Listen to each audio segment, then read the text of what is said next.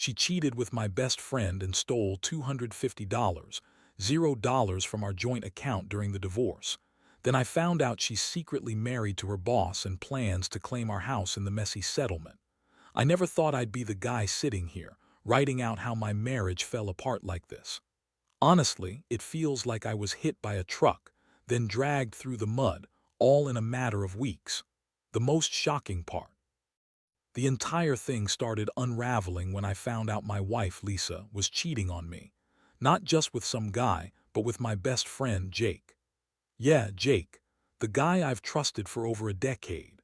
And if that wasn't enough, she stole $250, $0 from our joint account during the divorce, which I only discovered after she cut off all contact and vanished. That's when I also found out she's secretly married to her boss, Michael, and she's planning to claim our house in the messy settlement. It's like a nightmare I can't wake up from. Let me back up a little. Lisa and I had been together for almost 10 years. We met in college, hit it off, got married young, and for the most part I thought we were solid. She was ambitious, driven, and seemed to have her life together. We built a pretty comfortable life, or at least I thought so. We bought a house, had a good joint savings account, and I was working my ass off to provide for us. I was never the guy who looked for trouble, and I believed in honesty. Big mistake, apparently. In the beginning, everything seemed normal. She'd go to work, come home, cook dinner, complain about her boss now and then, but nothing out of the ordinary. She was a little bitchy sometimes, but I figured that was just her personality. Then, about 6 months ago, I started noticing small things. She'd be on her phone more than usual, hiding her screen when I'd walk into the room. She'd come home late from work, claiming she was stuck in meetings, but I'd see her sneaking calls in the bathroom. I brushed it off, thinking maybe I was just paranoid or overthinking, but the gut feeling kept gnawing at me. Things escalated when I found her phone one night while she was asleep. I saw messages, flirty, suggestive texts from someone named Mike. The tone was intimate, too personal for a boss-employee relationship. I felt my stomach drop. I confronted her the next morning, asking about the messages. She dismissed it, called me paranoid, said I was imagining things, that she was just friendly with her boss. But I knew better. The way she looked at her phone, the quick glances when I wasn't looking, it all added up. Then came the day I decided to dig deeper. I hired a private investigator just to be sure. It was a gamble, but I needed answers. Turns out, Lisa was indeed having an affair with Michael. Not just sex, though I have no doubt that happened, but also a secret marriage. I found out she got married to him in a small ceremony out of town about 2 months ago. She kept it hidden from everyone, including her own family. She was planning to hide the marriage while she fought to claim the house in the divorce settlement, knowing full well that I had no clue about her double life. The worst part: she had been draining our bank account. I looked at the bank statements and saw that she $250, $0. Over the last 3 months, mostly in cash, from a joint account we had. I can't even begin to describe how betrayed I felt. That money was supposed to be for our future, our kids, our retirement. She took it all, and I had no idea she was capable of that level of deception. The fact that she did it while secretly married to her boss, that just made everything worse. It was like she was planning to run away, and I was just left holding the bag. When I confronted her with all of this, showed her the proof, the marriage license, the bank withdrawals, her reaction was classic Lisa. She lied, of course. Said the messages were innocent, that I was reading too much into it. Said she was only with Michael for business reasons, that they weren't actually married, that I was ruining her life. She called me jealous, insecure, and said I was overreacting. But I knew the truth. She was lying through her teeth, and I was done trusting her. That moment shattered whatever was left of our marriage. I felt a mix of anger, heartbreak, and total disbelief. How could she do this to me, to us? After everything we built, she just threw it all away for a guy she met at work who's married himself. And the money, my money, gone. Every plan we had, every hope for the future, collapsing in front of my eyes. I didn't know how to process it all. I was furious, but also devastated. I kept asking myself, was I blind? Was I stupid? How did I miss all these signs? How could she lie so convincingly? I could feel my world crumbling. That's when I decided I wasn't going to let her get away with it. I needed to do something. I started planning my next move, knowing that she was probably already scheming to take everything she could. I knew the house was next. She'd fight me for it, claiming she deserved half, especially now that she was secretly married. I had to be smart. I had to get ahead of her. The betrayal was one thing, but losing everything I worked for. No way. I was going to make her pay somehow. And I was just getting started. After I uncovered everything, I felt like I was walking around in a fog. My mind was racing, trying to piece together how I missed all the signs, how I let her get away with so much. The betrayal cut deep, but what hurt even more was knowing she'd been lying to me for months, maybe longer. The money was gone, her secret marriage was out in the open, and I realized she'd been planning her escape all along.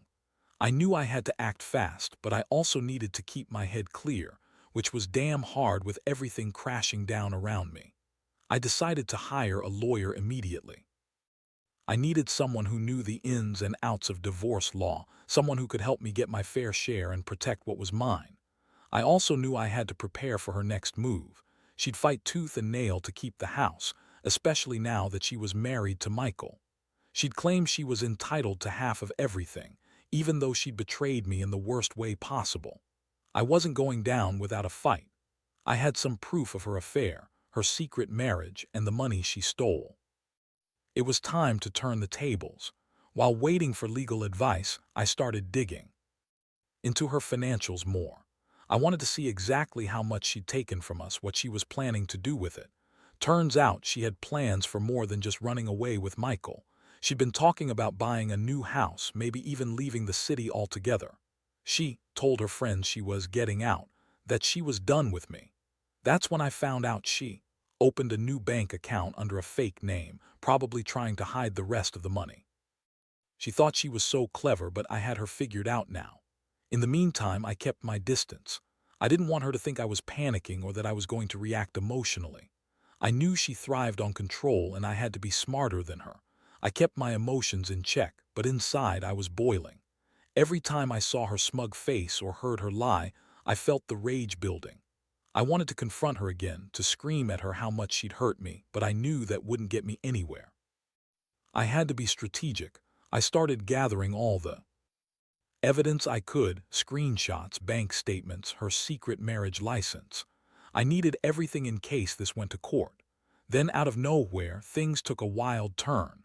I got a call from a friend of mine, Tom, who used to work in real estate. He said he'd heard rumors about Lisa trying to sell the house secretly, claiming she was the sole owner now. That was a punch to the gut. I realized she was planning to claim the house in the divorce settlement, even though she knew she had no real claim, at least not legally. But she was banking on her lies, her manipulations, to sway the judge. That's when I knew I had to act fast. I couldn't let her take everything I'd built, especially not the house I poured my blood, sweat, and tears into. I arranged a meeting with my lawyer, and we started drafting a strategy.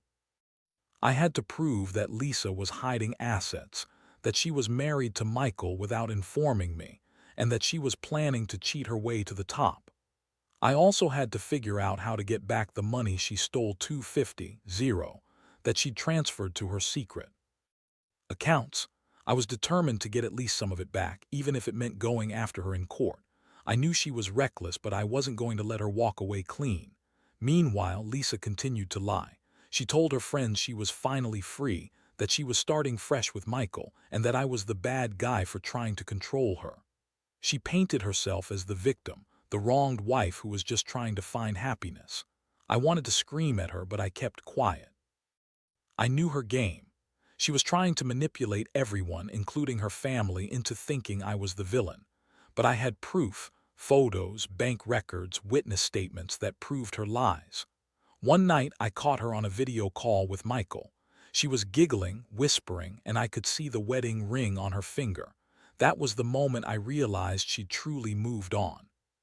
She was planning to leave me with nothing, to start her new life with her new husband, using my money and my house as her stepping stones. The betrayal felt like a punch in the stomach. I wasn't just losing a wife. I was losing my future, my stability, everything I worked for. But I decided then and there I wasn't going to let her get away with it. I'd fight for what's mine, no matter what it took. Once I had all my evidence in order and my lawyer on board, I knew I had to act quickly. Lisa was already trying to spin her story, telling everyone she was the victim and that I was the one trying to control her. She even went as far as accusing me of abuse. Completely false, but she knew how to manipulate people into believing her. I was furious, but I stayed calm. I knew her game. If I let her see I was rattled, she'd only escalate her lies. The first thing I did was file for an emergency order to freeze her assets. I had to stop her from draining any more money or selling the house without my knowledge. It was a gamble, but I had to protect what was mine. The court granted the order within a few days, and suddenly she was cut off from access to the bank accounts she'd been using to hide the rest of the money. That was a small victory, but I knew she'd find a way around it soon enough. While all this was happening, I kept digging into her secret accounts and her plans. I hired a private investigator to follow her for a few days. Turns out, she was meeting with a real estate agent, trying to list the house under her name alone. She was also talking to lawyers, trying to figure out how to claim the house in the settlement. That's when I realized her plan was to make it look like she was the sole owner, even though I had proof that the house was purchased jointly, that I'd contributed just as much as she had. I had to get that evidence in court fast. I also started reviewing the divorce paperwork she'd filed. She was claiming she was entitled to half of everything, which was true on paper, but I knew she was hiding assets and lying about her marriage to Michael. I prepared a counterclaim, including all the evidence of her affair, her secret marriage, and the missing money. I needed to show the court she was manipulative and untrustworthy, someone who couldn't be trusted with assets or decisions about our shared property. One of the hardest parts was dealing with the emotional aftermath. I was angry, yes, but also devastated. I kept asking myself how I missed all the signs, how I was so blind to her lies. I felt betrayed not just by her, but by myself for not seeing the cracks earlier. Every night, I'd lie awake replaying everything, trying to understand how someone I loved could do this to me. I kept thinking about the good times, the plans we made, and how she'd thrown it all away for a lie. It was a punch to the gut, and honestly, I wondered if I'd ever feel normal again. But amidst all the chaos, I realized I couldn't afford to fall apart. I had to stay focused, keep my head clear, and fight for what was rightfully mine. I started talking to friends who had gone through similar situations, trying to get advice on how to handle the emotional toll. One thing I learned was that I wasn't alone, and I didn't have to carry all this pain by myself. I also started documenting everything, every conversation, every suspicious activity, every lie she told. The more proof I had, the stronger my case would be in court. Then came the shocking part. She started making moves to try to intimidate me. She sent me threatening messages, trying to guilt-trip me into dropping the case. She said I was ruining her life and that I'd regret fighting her. That's when I realized she was desperate and she'd do anything to get her way. I refused to be bullied. I told her I was done playing her games, and if she wanted to take everything, she'd have to do it through the courts. I was prepared to fight for my rights, and I was going to win. All of this was just the beginning. I knew she'd come back with more tricks, more lies, and probably some dirty tactics to try to get around the law, but I was ready. I had the evidence, the legal backing, and the resolve. I'd lost a lot already, trust, my marriage, money, but I wasn't going to lose everything, not without a fight. I had to remind myself that this wasn't just about money or property. It was about respect, dignity, and making her face the consequences of her actions. And I was determined to see it through no matter what. The court date finally arrived, and I was more nervous than I'd ever been in my life. All the evidence I'd gathered, the bank statements, the proof of her secret marriage, the private investigator's reports, even her own threatening messages, was laid out in front of the judge. I remember sitting there, feeling like my entire world was hinging on this one moment. Lisa looked smug, confident that she'd somehow manipulate the system in her favor. She was dressed to impress, acting like she was the victim, the wronged wife who just wanted her fair share. But I knew better. I had the facts, and I was ready to fight for everything I deserved. The hearing was intense. Lisa's lawyer argued that she was entitled to half of everything, including the house, because we'd been married for nearly 10 years. She played up her sob story, claiming she was just trying to start fresh after a rough divorce, that she was finally free from an oppressive marriage. But I stood my ground, presenting all my evidence, proof that she was lying about her marriage, that she'd been hiding assets, and that she'd stolen a significant amount of money.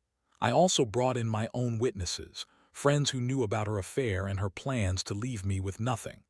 The judge listened carefully, asking questions about the assets, the marriage, and the timeline of her deception. When I finally got to present the proof of her secret wedding to Michael, she looked visibly shaken. That moment was a small victory, but I knew it wasn't over yet. Lisa's lawyer tried to argue that she had a right to claim the house because she was the primary caregiver or some other nonsense, but I had documentation showing I contributed just as much financially and that the house was purchased jointly.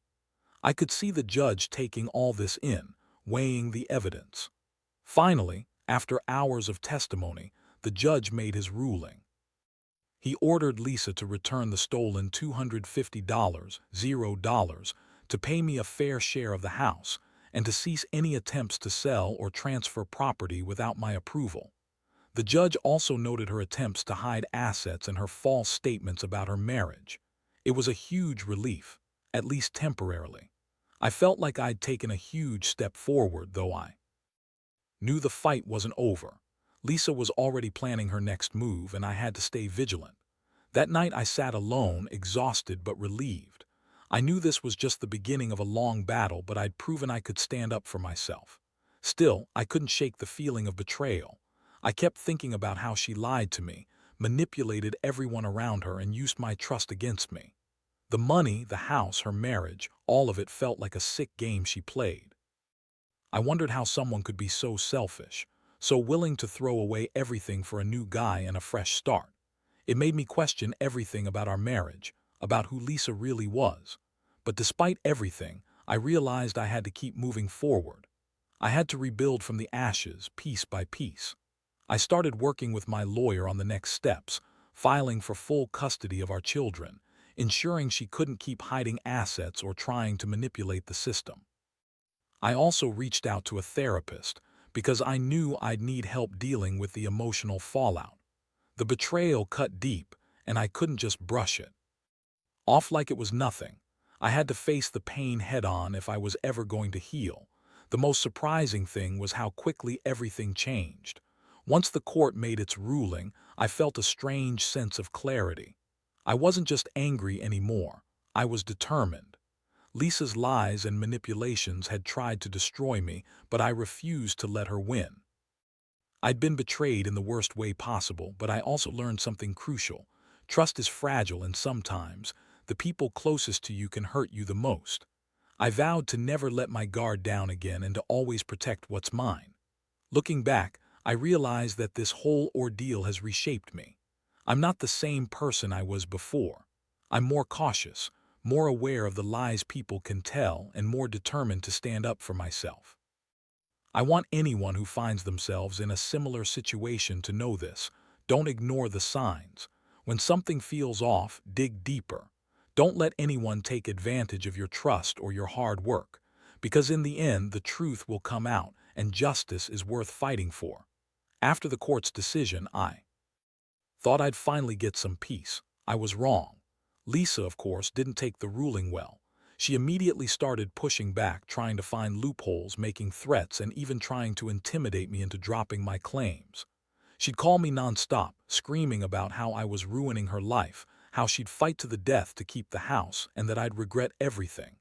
I knew her tactics. She was used to getting her way by any means necessary. But I was done playing her game. I had the law on my side now, and I was prepared to see this through to the very end. What made it worse was her next move. She secretly married her boss, Michael. I found out through a close mutual friend, someone who didn't want to be named but told me Lisa and Michael had gotten married in a small ceremony out of town, right after the court hearing. I couldn't believe it. She played me, lied to everyone, and now she was married to a man who was already married himself. It was like she didn't care about the consequences, about the damage she'd caused. She was just moving on as if all of this was some game she could win. The betrayal hit harder than ever. I felt sick. All those years, all the trust I'd given her was shattered. And now she was planning to claim the house again, this time, claiming she was a married woman with rights to the property because she was the primary caregiver or some bullshit. She was trying to manipulate the system, knowing full well I had proof of her secret marriage and her lies. I started to see that her whole life was a web of deception, and I was just caught in the middle of it. I told my lawyer everything about her marriage and her plans. We quickly filed a motion to declare her marriage invalid for the purposes of the divorce and to prevent her from claiming the house based on her new status. I also subpoenaed her phone records, emails, and her new marriage license. I wanted to expose her lies, her manipulations, and her attempts to cheat her way to everything. I knew she'd try to argue that she was entitled to the house because she was married now, but I had evidence that her marriage was a sham, just another way she was trying to game the system. Meanwhile, I kept my distance. I refused to engage with her emotionally or give her any leverage. Every time she called, I'd just tell her to talk to my lawyer. I knew that if I responded emotionally, she'd only escalate. I also started documenting her every move, her meetings, her phone calls, her attempts to sell the house secretly. I had to protect myself from her schemes because I knew she'd do anything to get her way, even if it meant lying, cheating, or manipulating the courts. The emotional toll was immense. I felt anger, betrayal, and frustration every day. I'd sit alone and wonder how someone could be so ruthless, so selfish. I thought about the years we spent building our life, only for her to destroy it all for some new guy and a quick paycheck. It was hard to accept that she could lie so effortlessly, cheat her way through life, and then turn around and act like the victim. It made me question everything I thought I knew about her, about trust, about love. But I also realized I couldn't let her control me anymore. I had to stay focused, keep my head clear, and fight for what's rightfully mine. I started working on a detailed timeline of her lies and deception to present in court if needed. I also talked to a financial advisor to see how I could protect what was left of my assets and to plan my next steps. I knew she'd keep trying to manipulate the situation, but I was prepared. I wasn't going to let her win. This was about justice, not just money. One thing I learned from all this is that betrayal can come from the people you trust the most. Lisa was good at lying, hiding, and manipulating. She thought she could get away with everything because she believed she was smarter than the system. But I saw through her, and I was determined to expose her lies. Everything she did, every scheme, she was doing out of desperation, knowing she'd lost control. That realization gave me some strength, that I could stand up, fight back, and take back control of my life. Now I'm just waiting for the final court date, hoping the judge will see through her lies and give me some peace. I want her to understand that there are consequences for betrayal, for using people, for lying about everything. I want her to face the reality that her actions have real, lasting impacts. I don't know what the future holds, but I do know I won't let her ruin me completely. I've learned the hard way that trust is fragile, and sometimes you have to fight tooth and nail to protect what's yours. That's what I intend to do. The final court hearing was a whirlwind. I'd spent weeks preparing every piece of evidence I had, knowing Lisa would pull out all the stops to try and manipulate the system once again. She came into that courtroom with her usual smug attitude, still trying to spin her lies, claiming she was the wronged wife, that she deserved everything she was fighting for. But I was ready. My lawyer laid out everything, the proof of her affair, her secret marriage, her attempts to hide assets, and the stolen money. We had witnesses ready, documentation in hand, and a clear timeline that showed her pattern of deception. When the judge finally started to speak, I felt a strange mix of exhaustion and relief. He went through all the evidence meticulously, listening carefully to both sides. I could see Lisa squirming under the weight of the facts. Her lawyer argued that her marriage to Michael was legitimate and that she was entitled to a fair settlement. but we had already shown that her marriage was a sham, nothing more than a desperate attempt to claim the house and more assets, all while lying to everyone, including her own family. After hours of legal back and forth, the judge finally made his ruling. He ordered Lisa to pay back the $250, $0 she stole from our joint account, to halt any sale or transfer of the house until the full settlement was decided, and to cease any further attempts to claim the property based on her new marriage. He also declared her marriage to Michael invalid for purposes of the divorce, citing her ongoing deception and her attempts to manipulate the proceedings. The ruling was a huge win for me, justice, at least for now. As I left the courtroom, I felt a weight lift off my shoulders, but I also knew the emotional scars would take longer to heal. Lisa's reaction was classic.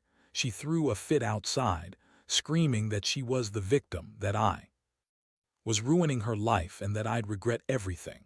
But I didn't care anymore. I knew the truth, and I had fought hard to uncover it. I realized that her lies, her manipulations, and her betrayal had only shown who she really was, a selfish, dishonest person who would do anything to get her way. In the days that followed, I started the process of rebuilding my life. I moved out of the house into a new place where I could finally breathe.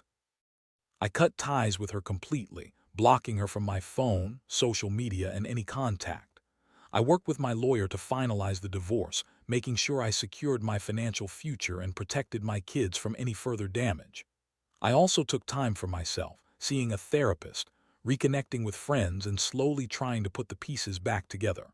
Looking back on everything, I realize I've learned some hard lessons. Trust is fragile, and people can surprise you in the worst ways. But I also learned that standing up for yourself, even when it's terrifying, is worth it. I refuse to be a victim of betrayal. Instead, I see myself as someone who fought for what's right, who refused to be broken by lies and deception. Now I'm focusing on healing. I know I'll carry the scars of this experience for a long time, but I also know I'm stronger than I thought. I want others to understand that if you're in a situation where you're being betrayed or manipulated, don't stay silent. Fight for yourself, gather evidence, and don't let anyone take away what you've worked so hard for. Because at the end of the day, the truth will come out, and justice is worth every ounce of effort.